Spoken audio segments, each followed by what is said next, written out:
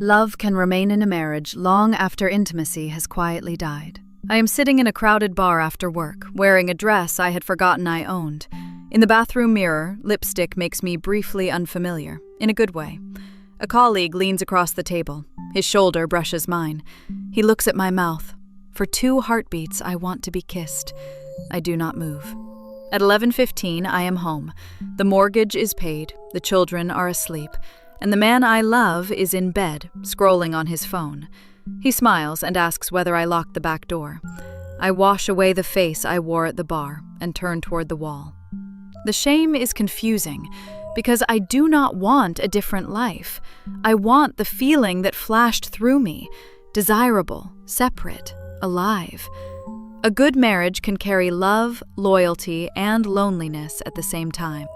Nothing dramatic has to happen for intimacy to recede. There may be no betrayal, explosive fight, or moment anyone can name as the ending. From outside, my partner and I look like a success story. Reliable, cooperative, present when life turns difficult. Inside, touch has become domestic, not erotic. A goodnight kiss is punctuation. A hand on my shoulder means, "Did you pack lunch?" A bedroom conversation begins with tomorrow's school run. I know my partner deeply, but being known is not the same as being seen. I call this the roommate trap. Love and cooperation remain, while curiosity, play, and erotic attention leave the room. Its danger is politeness. Nothing looks broken enough to make either person leave, so the absence becomes furniture.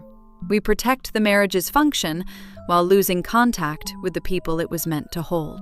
Love and desire are related, but they do not ask for exactly the same conditions. Love moves toward knowledge, care, continuity, and the relief of being accepted. Desire often wakes in possibility, the sense that another person still has a private interior I cannot completely enter. A secure marriage gives shelter. Shelter is a profound gain, though it can make attention automatic when every detail is familiar and every role is fixed. This is not an argument against safety or for distance as punishment. Security can help us take risks. Novelty can give security something to protect. The tension appears when we assume that merging more completely will satisfy every human need. I can be deeply attached to someone and still miss the experience of being surprised by their attention. The question is less flattering. Has familiarity made us safe enough to stop looking? It does not blame love. It asks what love alone cannot guarantee. Before I leave this bedroom, a small invitation. If these trade-offs feel familiar, subscribe to Simply Human and join me for more journeys into the ordinary places where inner life changes shape. I am less interested in relationship slogans than in the moment a private feeling becomes a public choice. That means staying curious when love and longing disagree, and making room for complexity before a verdict. We can ask what a marriage protects, costs, and may need to become without making either partner a villain. The phone glows beside the bed. I set it face down, not as a grand gesture, but because attention is one resource I can return. The question is whether this relationship has left space for us to be more than useful to each other. I am inviting you into that question, not asking for a verdict tonight. By morning, the bar is a small secret I carry through the kitchen. I make coffee while my partner checks the school calendar, remembering how different it felt to dress in the early days of us. I chose clothes slowly. I wondered what he would notice.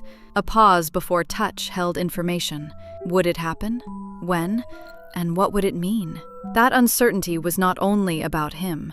I was encountering a version of myself not yet assigned a household role. I could be sleek, surprising, unavailable for a few hours. In a long partnership, those parts can disappear beneath competence. Familiarity is not the enemy.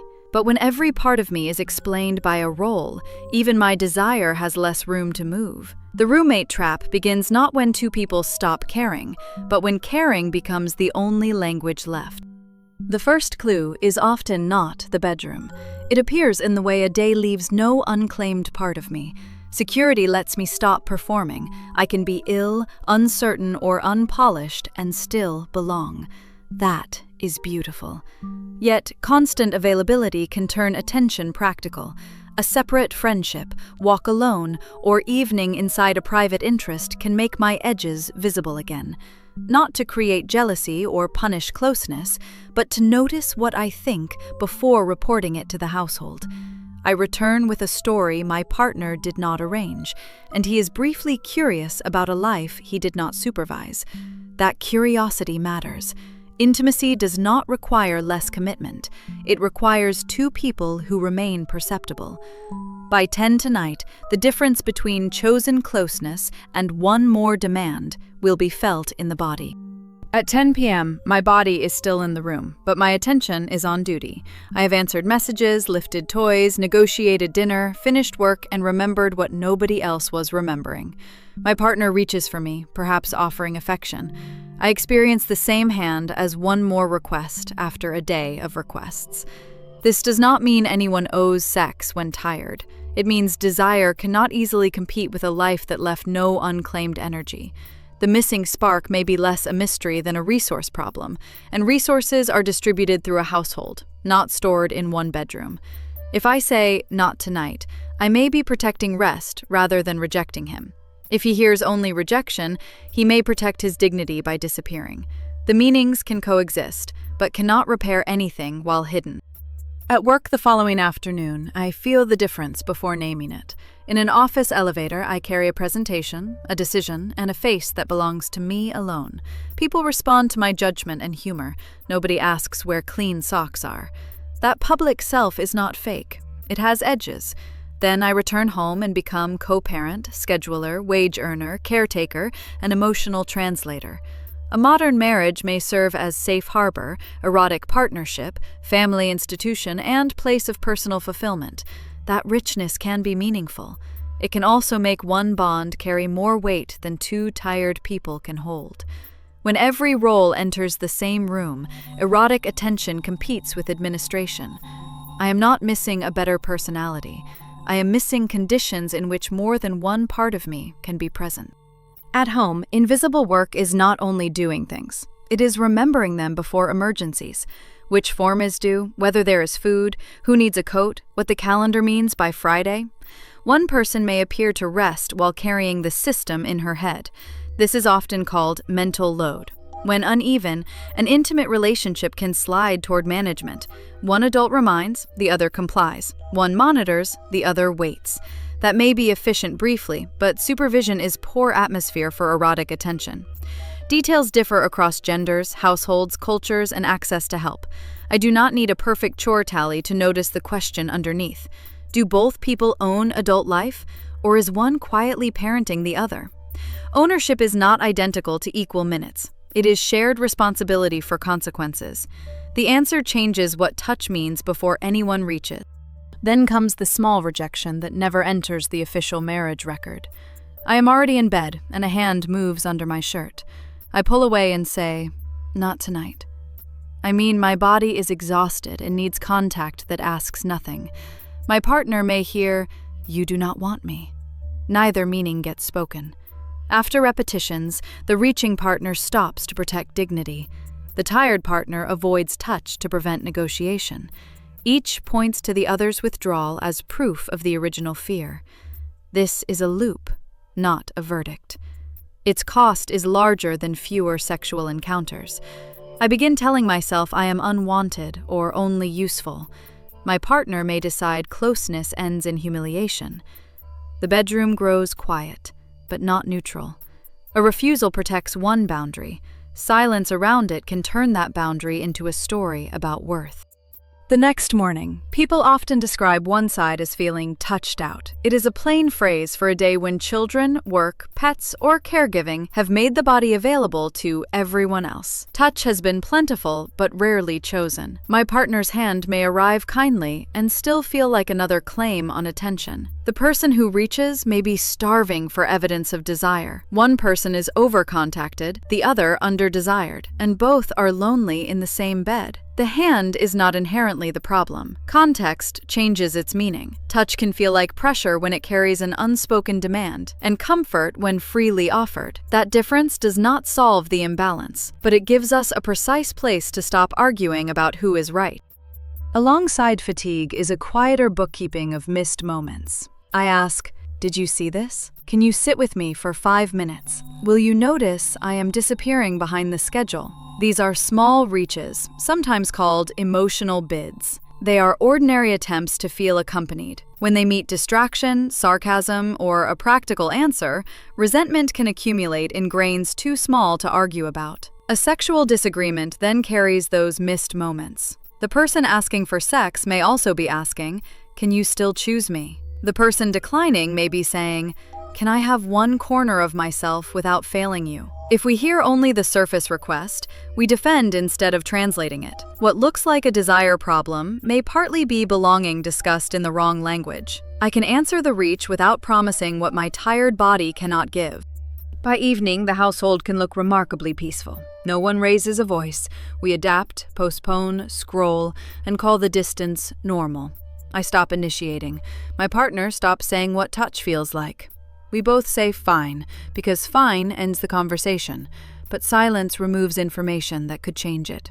Intimacy can fade through tiny edits rather than one dramatic ending. Curiosity, then erotic language, then courage to be inconvenient. The room feels orderly because dangerous information is gone. Peace can be a negotiated absence, not evidence of closeness. Unspoken hunger may surface as irritation, compulsive scrolling, overwork, or fantasy of being looked at elsewhere. That gaze can feel like rescue because it asks nothing about the system that exhausted us. I notice the phone lighting my face and wonder whether temptation points toward a missing person or a missing self. At the bar, the glance did not arrive carrying a biography. The colleague knew nothing of the unpaid bill, parent meeting, or laundry argument. That ignorance is part of the charge. For a moment, I am not a household function. I am a body, a voice, a woman with an interior life someone notices before asking anything of it. Flirtation can feel larger than the person involved because it mirrors a self I have not been visiting. It does not prove I want an affair or make the moment harmless. Attraction outside marriage can reflect novelty, loneliness, unmet recognition, or real incompatibility. I need not force one interpretation while the feeling is bright. I can ask what became visible in me, and what responsibility begins once I know it. The mirror offers information. It does not offer an exemption from choice. The mirror can become a ghost of an alternative life. One message after work, one private joke, one name on my phone, and I imagine a version of myself without resentment, errands, history, or bad timing. Fantasy edits out friction that makes a relationship real. The third party meets me in a narrow window before bills, illness, chores, and disappointing habits enter. That is not a fair comparison, but it is emotionally efficient. Novelty offers a quick route back to anticipation. Secrecy can make a private self feel protected. External validation may tell me something true, that I want to feel alive, while offering a false solution, that this person must be the answer. I can respect the truth without worshiping the fantasy. The more honestly I read the image, the less likely I am to confuse being noticed with being known. The hidden cost appears when I mistake the mirror for a doorway. A secret crush or affair can provide novelty without asking the new person to share domestic weight. If that stranger entered 5 years of calendars, sick children, financial decisions, and fatigue, other pressures might become visible. Sometimes outside attraction reveals a mismatch deserving attention. Novelty is not proof the marriage is sound. But if I follow only sensation, I outsource my erotic identity to someone else's attention. Then I lose twice. The marriage remains unexamined, and vitality depends on a secret audience. I keep the message open on my phone, then close it. That choice does not settle my future. It separates two questions. What has this attention awakened, and what am I willing to do with the knowledge? The mirror is informative. It is not automatically a map. That choice sends me home with a less glamorous task. Recovering a separate interior. On a walk through the park, I take a route my partner did not plan, and notice thoughts not sorted into household categories. In couples work, remaining connected without erasing the self is often called differentiation. The word sounds clinical. Its lived meaning is ordinary. I can know what I feel, tolerate disagreement, and stay in relationship without requiring the other person to become me. A separate friendship, project, or evening is not a jealousy strategy. It lets identity acquire texture. I return with a story my partner did not author, and the domestic filter loosens. We have something to discover instead of another task. Autonomy is not a verdict against closeness. It is one condition under which closeness can feel chosen rather than automatic. Autonomy becomes harder when one adult is quietly parenting another. I see it at the refrigerator. One person points to the list, checks it, and corrects whoever was supposed to own it. Calling that help can hide imbalance. Ownership means remembering, planning, deciding, and absorbing consequences without supervision.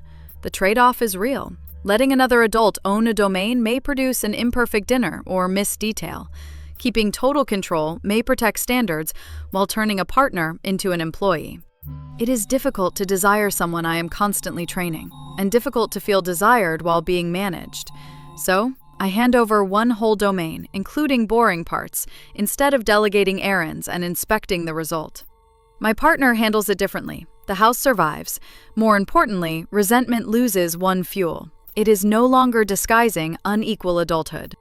The other condition is touch without a contract. If every kiss on the sofa is treated as an opening bid for intercourse, I may avoid it, not because I want distance, but because I cannot afford the negotiation. We try a different agreement for one evening, a long hug with no sequel, hands held on the train, a shoulder massage with no hidden invoice.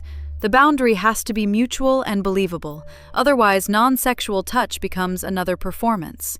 This is not a trick for manufacturing sex later. It lets warmth exist without evaluation, giving my body a chance to distinguish contact from demand. I can say what touch is welcome. My partner can hear a boundary without translating it into a verdict. That sounds small until I realize how often our bodies argue before words arrive. The room grows gentler, but gentleness alone will not make either of us visible. The deeper shift is language. One evening, instead of asking when we will have sex, I say, "I miss being looked at by you." My partner answers, "I stopped reaching because I felt foolish." Neither sentence solves the marriage, but each makes a hidden self visible. Intimacy does not return when two people merge more perfectly. It returns when two whole people become visible to each other again. That is the reframe beneath the bar, bedroom, and overloaded calendar. Lingerie cannot supply a self erased by roles. A weekend away cannot create curiosity if we carry the same silent contract into a new hotel. The aim is not to recreate our first year, but to let present people meet with tenderness and unclaimed space. Love remains essential. It is not a guarantee that attention, desire, or recognition will remain automatic. This ability needs a conversation that is not a household report. At a table cleared of phones, I ask when you last felt attractive, what you miss about us, or what desire has been difficult to name. The point is not a clever confession or immediate plan. It is room for an answer that might change how I see the person beside me. A small reach for attention is sometimes called an emotional bid. Responding does not mean agreeing with every feeling or promising sex. It can mean turning toward the meaning underneath. You want reassurance, rest, or to feel chosen. Sometimes the answer is awkward silence. I can stay with it without filling the space with a solution. When curiosity replaces defense, vulnerability becomes information rather than ammunition. We have not produced a permanent spark. We have made the next honest choice possible, a modest and durable beginning. None of this makes desire a duty. A no still means no, and non-demanding affection cannot be a covert bargain for sex later. Equal responsibility cannot be theater, autonomy cannot be punishment, and vulnerability cannot be extracted on a deadline. Some relationships need more than a rearranged evening. An old betrayal, coercion, persistent contempt, or deep incompatibility may require a different kind of honesty. Sometimes the clearest outcome is repair. Sometimes it is recognition that love and a shared future are no longer the same thing. That possibility is why curiosity matters more than a formula. The goal is not to force intimacy back into place. It is to make the hidden trade-offs speakable enough that two adults can choose with clearer information. Whether the answer is renewed closeness, new boundaries, or a difficult ending, silence is no longer making the decision for us. On Sunday morning, I watch light move across the kitchen floor while coffee cools between us. My partner tells me about a conversation I was not part of, and I notice a surprise. I do not know this version of him completely. That used to frighten me. Now it gives the room air. I can be interested without managing the meaning. He can look tired without becoming a problem I must solve. The familiar person has not become a stranger. He has become visible again as someone still changing. I am changing too, sometimes toward him, sometimes where he cannot follow. Desire is not permanent weather. It is more like a path through a city I have lived in for years.